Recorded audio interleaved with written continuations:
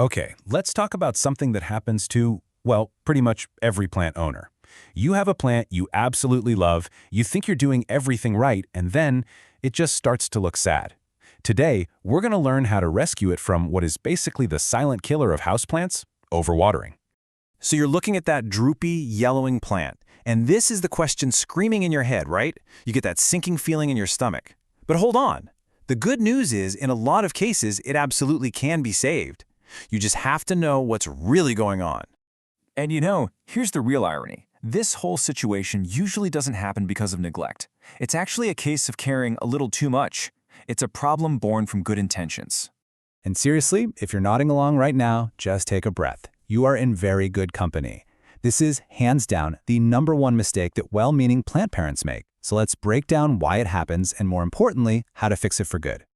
Okay, so this is where the real mystery begins. All those clues you're seeing above the soil, the wilting, the yellow leaves, they're actually misdirecting you. The real crime scene is totally hidden from view. So you see those sad yellowing leaves, right? Maybe a few have even dropped off. And your first instinct, your gut reaction is probably, oh my gosh, it must be thirsty. It needs more water. And that is the absolute worst thing you can do.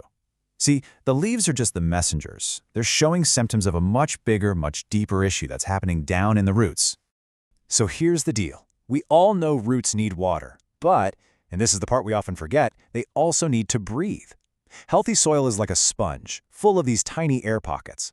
When you keep the soil constantly soaked, water floods those pockets, pushing all the oxygen out. I mean, just let that sink in. The very system that's supposed to be absorbing life and nutrients for the plant is actually drowning. It can't function. It starts to rot, and that's what causes all those sad symptoms you see up top on the leaves. Okay, so how do you become a plant detective? How can you be sure you're dealing with root suffocation and not something else? Well, it's all about learning to read the clues your plant is giving you. All right, this is your diagnostic checklist. You got to use your senses. First, touch the soil. Is it still soggy and heavy days after you watered it? That's a huge red flag.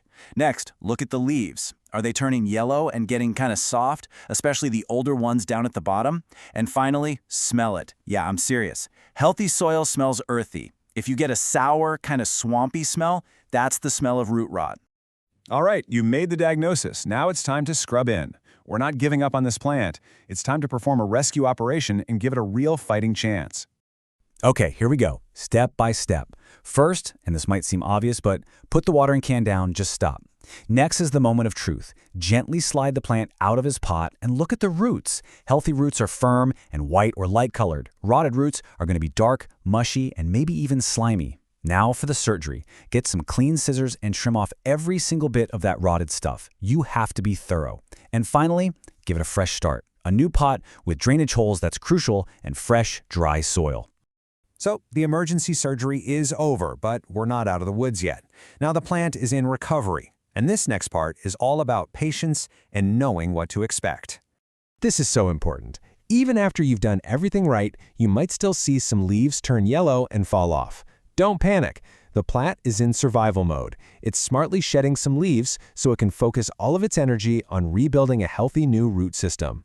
So how do you know if your rescue mission was a success? Forget about the old, dying leaves. You are looking for one single thing, the appearance of a tiny, new, healthy leaf. That is your victory signal. That's the plant telling you, hey, I'm back. The roots are working again. To make sure this never, ever happens again, you don't just need a new habit, you need a whole new philosophy. It's time to stop treating your plant like an item on a weekly to-do list. This is a total mindset shift. You have to throw the calendar away.